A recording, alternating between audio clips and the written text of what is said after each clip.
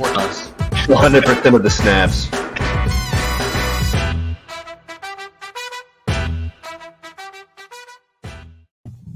What is going on, everybody, and welcome into 14P Fantasy. I am your host, Justin Wright. Today, we are doing a live Superflex Rookie Mock. That's right. It's probably not great that this is the first time we're doing one since the draft hasn't happened. This is just kind of like fun, but yeah, things will change a lot. But yeah, no, I'm with you. And Craig's already here. This just in, Marco wins. Craig, you've never seen Marco in a Dynasty mock draft, like in a rookie mock. He's gonna reach for everybody. Just prepare for that. It's all about getting your boys. Yeah. Before we kind of jump into things, guys, again, remember, we do have the Patreon page, patreon.com/14P Fantasy. Over there, you can get our Dynasty ranks, our rookie rankings, which feels relevant right now. All of that is tiered. You'll also get access to like a personalized Dynasty breakdown of one of your teams.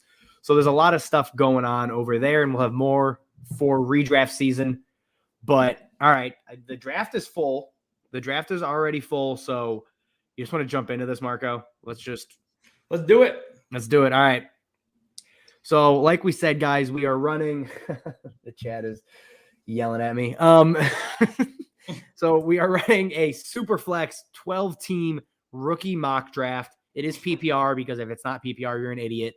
I am picking 2. Marco is picking 10th, and he's going to take George Pickens. So if you're ahead of him, take George Pickens. You ready?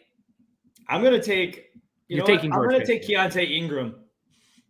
Disgusting. Okay. Let's kick it off. As always, Tranny Punani is picking first because why the hell not?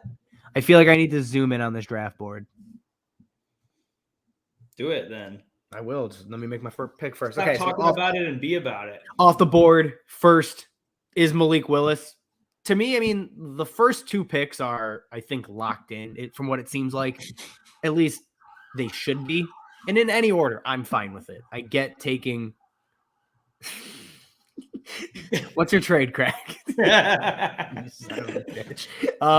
But I mean, there's 2 guys that should go first or second. And to me, it's Malik Willis, and then my personal 101 is Breece Hall. To me, that's just a no-brainer. So I'm happy with that. Yeah, I mean, I have a hard time, and maybe I just really devalue the quarterback in Superflex compared to what a lot of people do. You do, and I hate it. I don't see I think to me, Breece is the 101 over Malik. Like if those are the 2 he's my 101 too. Those are the 2 you're probably like you should be talking about, and it's Breece. It should be Breece. For me, I don't understand all the hype that's crazy around Malik. I think Malik's a good player, but his range of outcomes seems. What is happening? Oh, there's ambulances driving by my house, but I think Malik's range of outcomes are much more risky than Breece's. Like Breece could land on a team where he isn't the number 1, and he'll still be really fantasy valuable or a fantasy asset. Where Malik could land on a team where if they don't develop him and he doesn't land in a place that's going to actually put the right on him, he relies on running too much, not develop as a passer. And those are all major concerns for me for a guy coming out of Liberty. Yeah, I don't care about the school. Like, I think I'm past that point where, like, if small school guys were really an issue, I'm going to let the NFL make that choice for me. Like, I do not care. Right. That's fair. Like, I'm not going to say Liberty is a knock because, I mean, Carson Wentz, he was a small school guy. No, I'm kidding. But Trey Lance, but that's I'm still very excited about. I mean, like, I don't put too much stock in where they're coming from. If the NFL is deciding, it doesn't matter. Obviously the NFL, the draft gives a lot more context to what's happening here. But to me, I think his range of outcomes are far greater. So that's why I go Breece. But then Garrett Wilson, Drake London, Treylon Burks. I mean, I don't hate any of that. Garrett Wilson's my 101, my wide receiver 1 of the group. So I like that.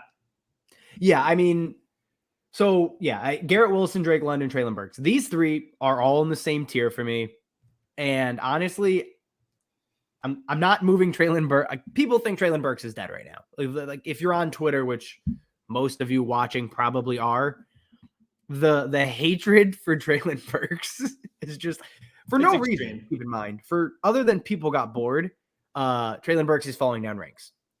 To me, he is still the wide receiver 1, but Drake London and Garrett Wilson, it's really 1A, 1B, 1C. I don't have any issue if you take any of them first, second, or third. I think it's fine. I don't know if you feel the same way, though. I've got Garrett Wilson as my wide receiver 1. And Boyd's got Drake London. Yeah, well, I mean, a lot of people do. So yeah, I don't hate that. To me, I've got Drake London. Damn you, Boyd. I've got Garrett Wilson as my wide receiver 1.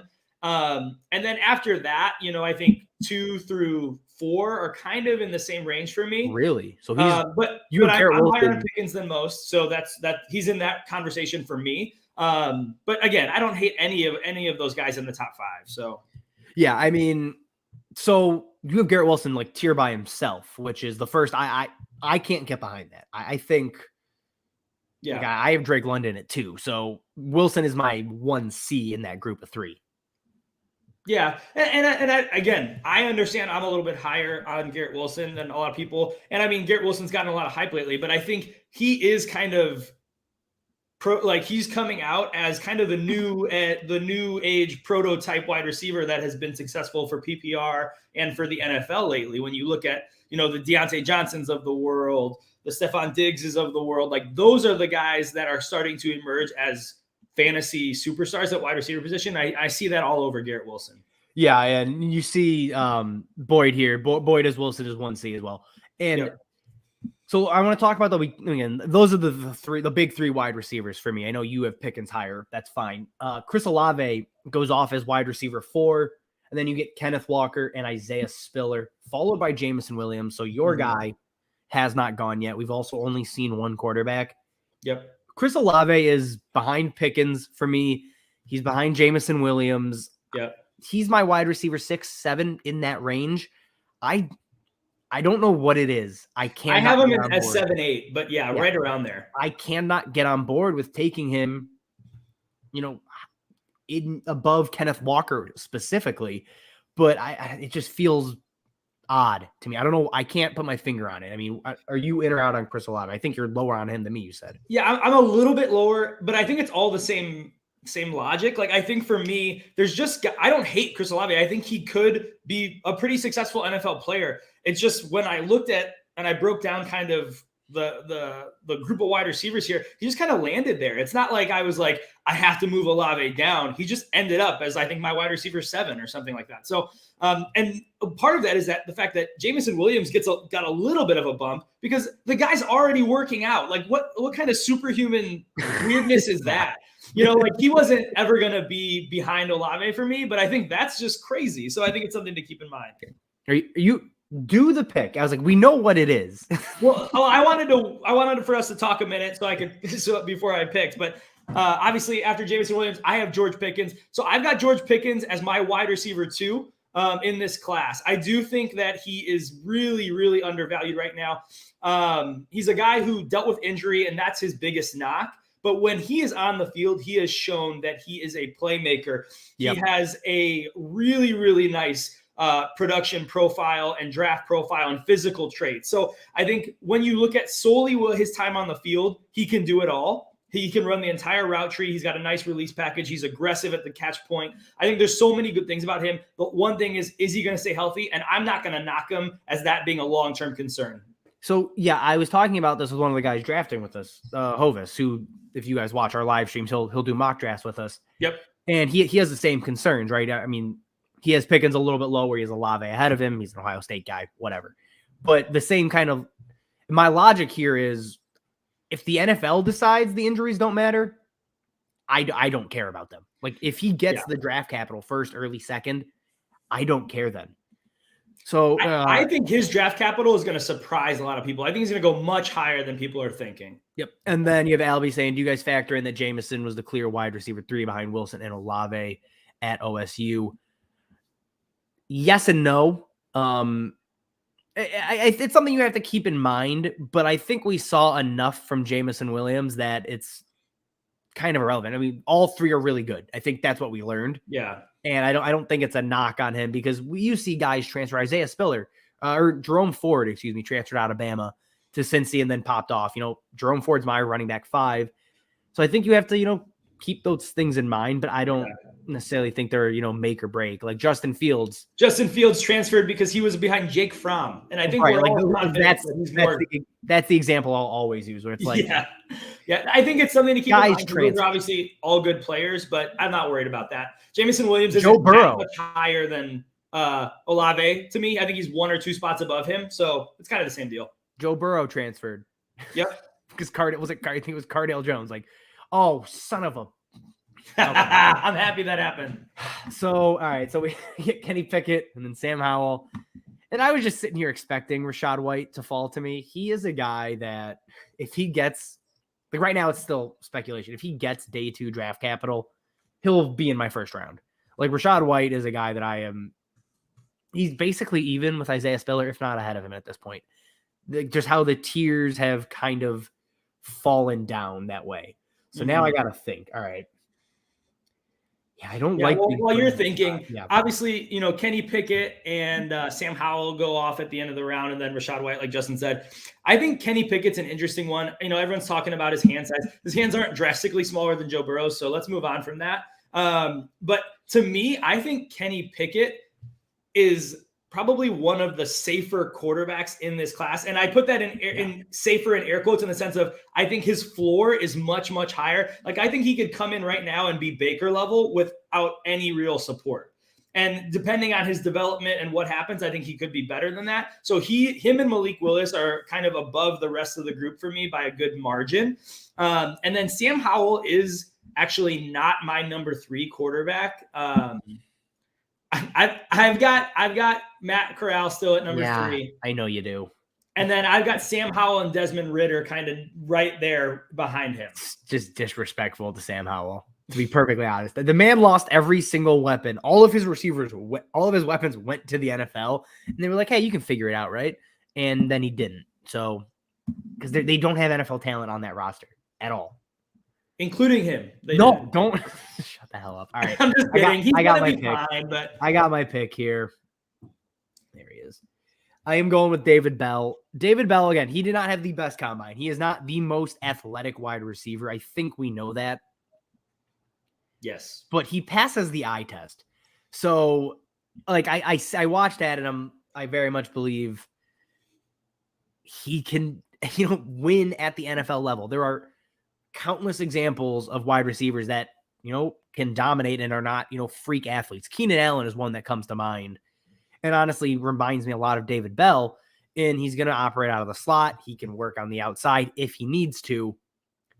And he can create separation with route running. That's what I see in David Bell. So for me, I'm very happy to grab him here as was wide receiver 7.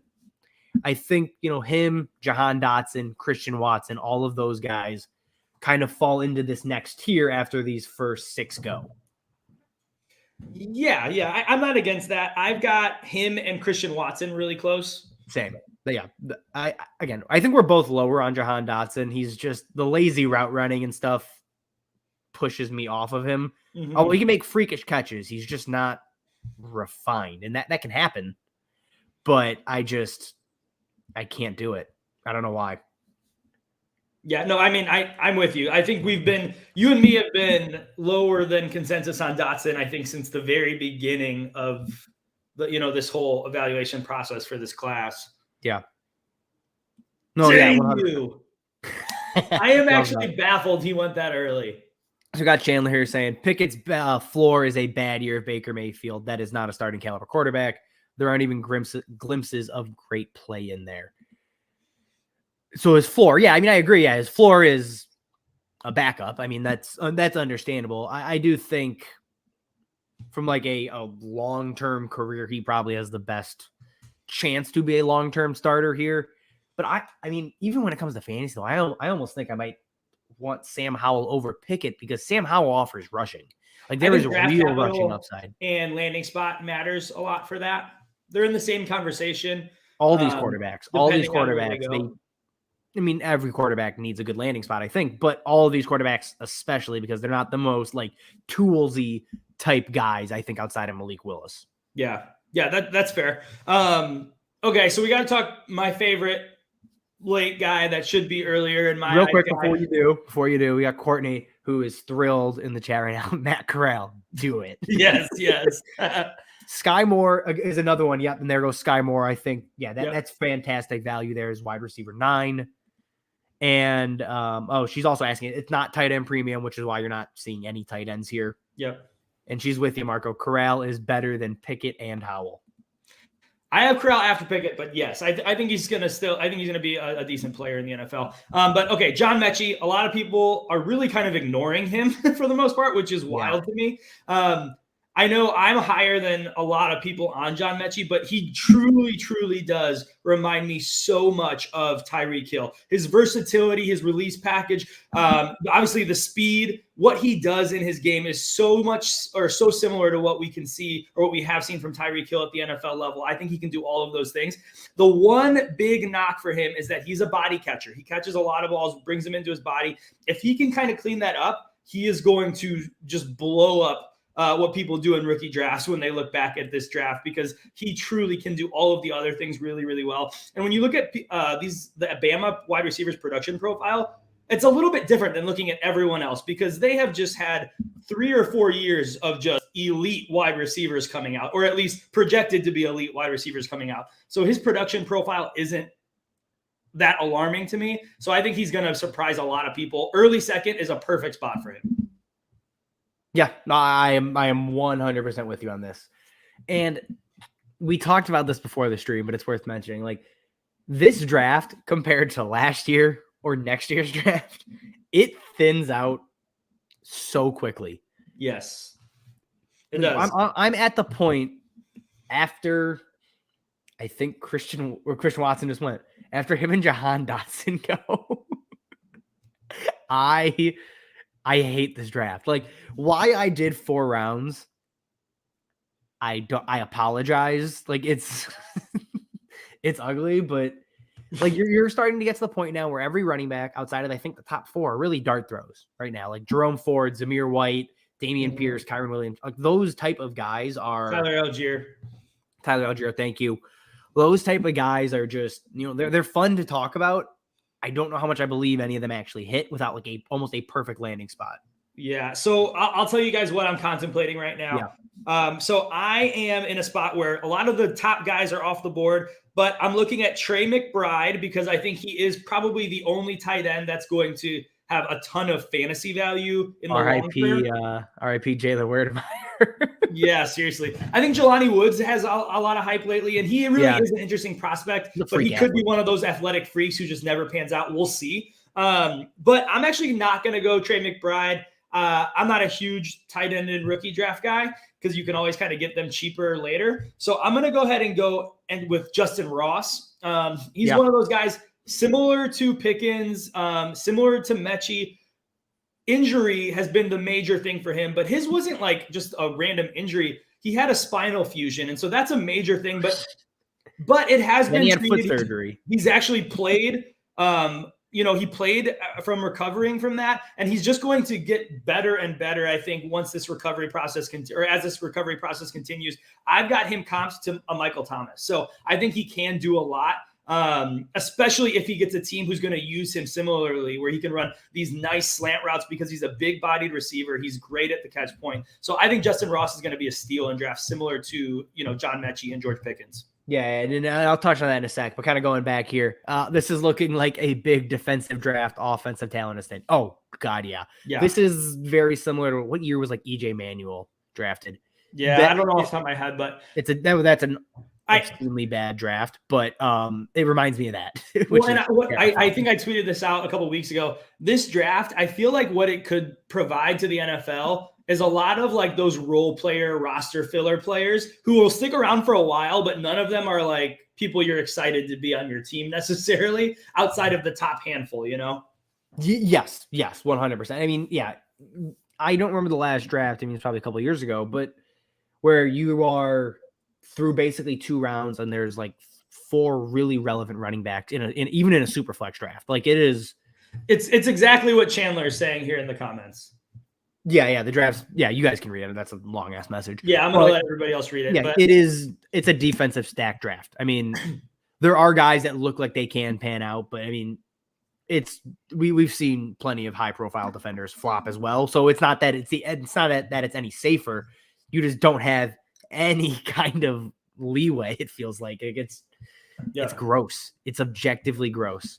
And Craig is saying, "Oh, you guys should do an IDP draft." Not in my life. Never in hell. It's not your fault, Craig. It's Justin's. I will quite literally. I will never. I played in one IDP league. I've never hated anything more. I cannot do it. All right, let's see.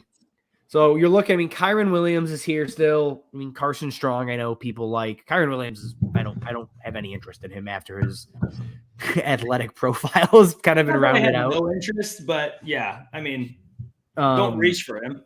Absolutely. So I'm going to take my RB5. I'm going to take Jerome Ford here. I mean, wide receiver, it's a deep class, and there are guys I like. I mean, Jalen Tolbert is one that was on our wide receiver sleepers video that came out this week. Jerome Ford is another that'll be on our running back sleepers video that comes out.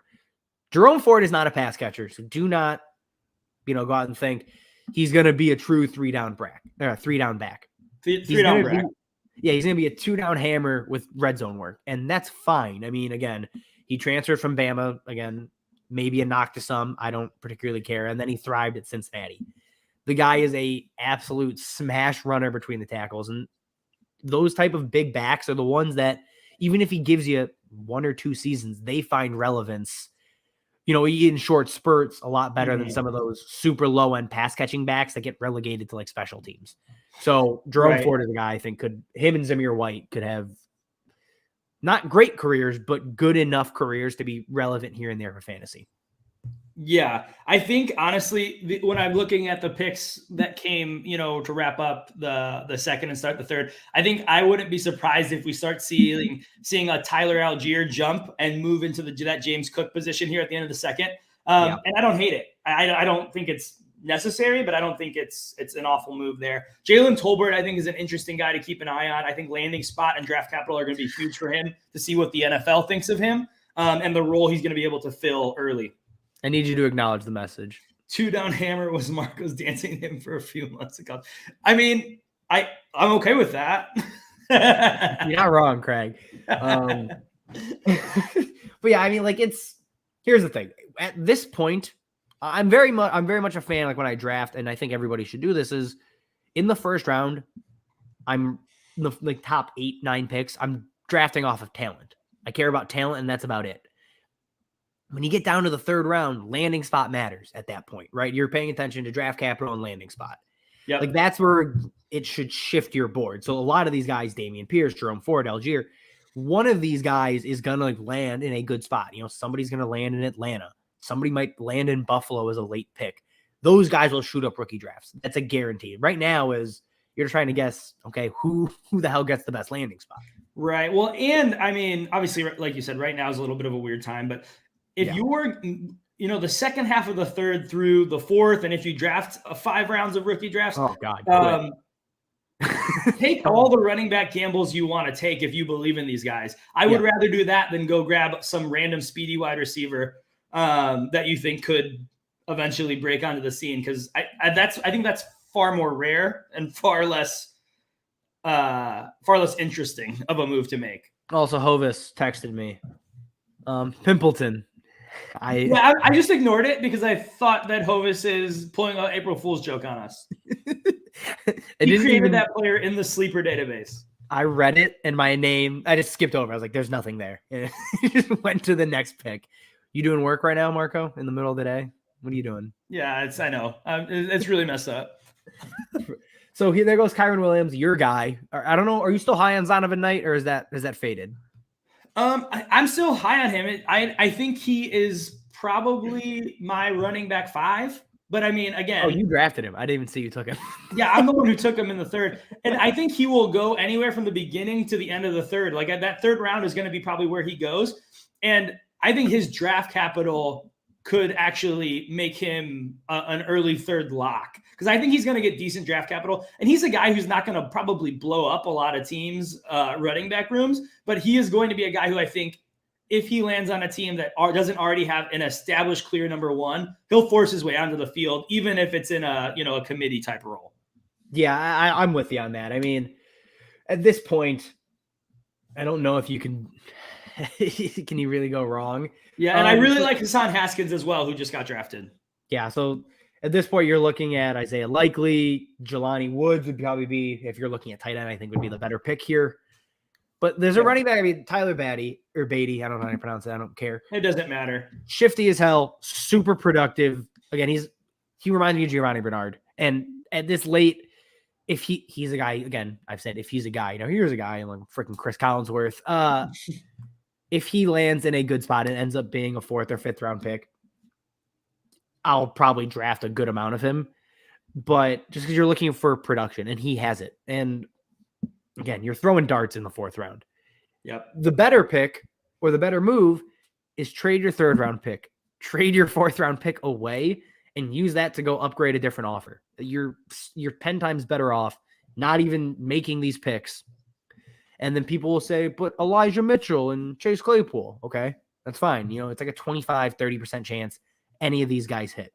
Exactly. And people will say, oh, no, but my process, it nailed both those picks. Okay, that's fine. You that's most likely sheer luck more than it is you are smarter than everybody else. That's just how this works. So trade your 3rd, trade your 4th round picks. You're going to be way better off. That being said, obviously the draft hasn't happened. I think Khalil Shakir here is a phenomenal pick. I hate you.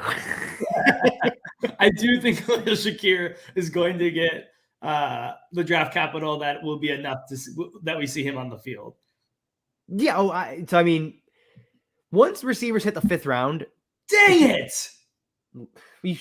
Keontae Ingram's not good. I'm just going to say that. Ingram, he was my 4th rounder. Keontae Ingram is not going to have a good career. I am very confident in that. Messed up. But dude, once wide receivers hit the 5th round, they're off my draft board. Like, I don't care. Those types of guys. That's fair. What? I said that's fair. Yeah, I mean, the 4th round is really where I'll stop caring, to be perfectly honest. But, depending on how deep your draft is, you may have to draft some guys that end up getting taken there. Yeah. Dubes. So what do you like about him? Romeo Dubes. He's got a baller name. No, that's fair. I'm really back and forth on him. I think he's one of those guys who, if he is, I mean, I know we just talked about wide receivers and running backs where they get drafted and stuff, but I think if he can go find his way into the top 4 rounds of the draft, I think there's a chance that he is a really, really consistent guy for one of these teams. Because I think one of the things we're starting to see is that as the NFL's transitioning more and more into a passing league, we're seeing more 3 wide receiver sets. We're noticing that, a wide receiver 3 is literally like, there's like 50 of them. And so I think like the point differentials are so little. And I think Romeo Dubes does some of the nice things, some of the small details of the true wide receiver position, rather than just being an athlete who can dominate in college. I think he does enough of those things that he'll stick around on a team, even if he doesn't get opportunity early in year 1. Like Hunter Renfrow, where Hunter Renfrow has never been an athlete. I still can't be excited about Hunter Renfrow, but I get what people like about him. He's a great route runner. Yeah. Right, exactly. Craig not picking. I know what he's doing. He's just stretching this out because it's Craig. And I hate it, man. All right. So I hope Craig just doesn't pick. So most shocking pick here, I think is probably, I feel like Christian Watson or Jalen Tolbert actually falling to 3-6 is shocking to me. Jalen Tolbert is also, like you said, I think you're going to say it, mid to late second for Christian Watson. I think that's going to skyrocket. I think he'll be early second, late first. We love you too, Craig. I think Jalen Tolbert is a guy that could, again, I can't stop saying that. Jalen Tolbert, I believe, is going to get the guy. He is, in fact, a guy. Jalen Tolbert, though, I think gets day 2 draft capital. And if he does, he's out of the 30s into the 2nd round. I think you'll see him there, again, at was it April 31st when the draft is over? So I think he shoots up there. Yeah. All right, guys, that is all we have If you have other questions, we'll stay on for a few minutes. If you guys have specific prospect questions, we can answer them for you. If not, thank you for watching, and we will see you next time. We'll give it a minute or two here. Is there anybody else on this list, Marco, that shocks you that you're like, oh, damn, how the hell did they fall so late? I think Jelani Woods is going to go much earlier. I think he'll be a 3rd-round pick after the draft. Yeah. I think he'll go ahead of literally every tight end that just went outside of McBride. It's good, boy. That's what you guys say. Well, it's great, man. It's good. It's doing all right. All right, guys. Then we got no questions here. Thank you for watching, and we will see you next time.